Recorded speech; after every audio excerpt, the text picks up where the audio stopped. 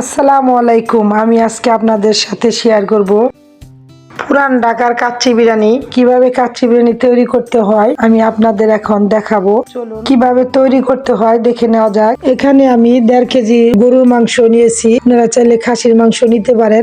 1 চামচ লবণ, ফুল 2 চামচ, টক দই বড় সাইজের চামচের। এবার ভালো করে ম্যারিনেট করে নিব, রেস্টে রেখে দিব 20 মিনিটের জন্য।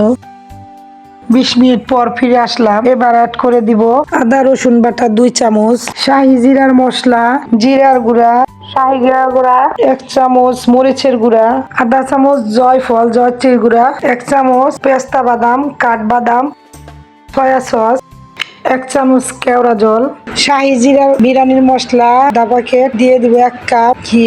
এবার আমি ম্যারিনেট করে নিব। ম্যারিনেট করা মাংসগুলো পাতিলে এক এক করে সাজিয়ে নিব।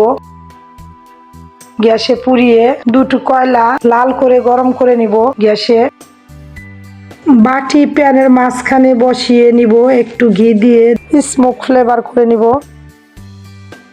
5 মিনিট ঢেকে রাখবো যাতে মাংসের সাথে ধোঁয়াটা মিশে যায়। এবার কয়লার বাটি তুলে নিব। ফুটান্ত পানিতে দিয়ে দিব 1 চামচ লবণ, এলাচ, দারচিনি, লবঙ্গ, তেজপাতা, দিয়ে দিব 1 চাক লেবু। লেবু পোলার চাল ঝরঝরা করতে হেল্পিং করে। দিয়ে দিব পোলার চাল। 1 চামচ সয়াবিন তেল দিয়ে দিব। তেল পোলার চাল সফট করবে।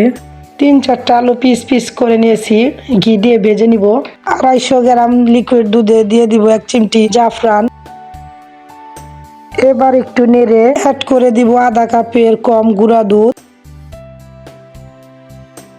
এবার দিয়ে দিব 1 চামচ চিনি। 10 মিনিট রেস্টে রেখে দিব। 70% চাল সিদ্ধ হয়ে গেছে, এবার ঝরিয়ে নিব। ম্যারিনেট করা মাংসের মধ্যে 5-6টা কাঁচামরিচ দিয়ে দিব। 2টা কাঁচামরিচ ভেঙে দিব। কিছু আলু সেট করে দিব।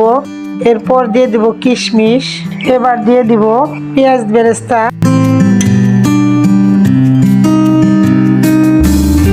আগে থেকে 70% সিদ্ধ করা বাসমতি চাল সেটিং করে দিব। দিয়ে দিব কিশমিশ, কাঠবাদাম। এবার আলু দিব সেট করে।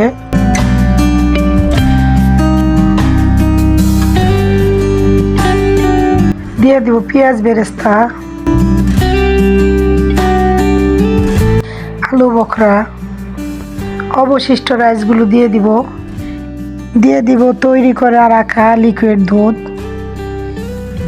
অ্যাড করব পেঁয়াজ বেরেস্তা, কিশমিশ, মুরব্বা।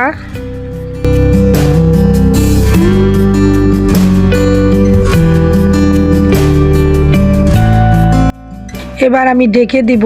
2টি লং দিয়ে বন্ধ করে দিব যাতে ভাপ না বের হয়। এবার হাই হিটে রাখবো 5 মিনিট। এখন আমি একেবারে লো করে দিব। 35 মিনিট পর ফিরে আসলাম। হয়ে গেছে আমার কাচ্চি বিরিয়ানি। সার্ভিং ডিশে সার্ভ করে নিব। ভিডিওটি ভালো লাগলে লাইক, কমেন্ট, শেয়ার করবেন।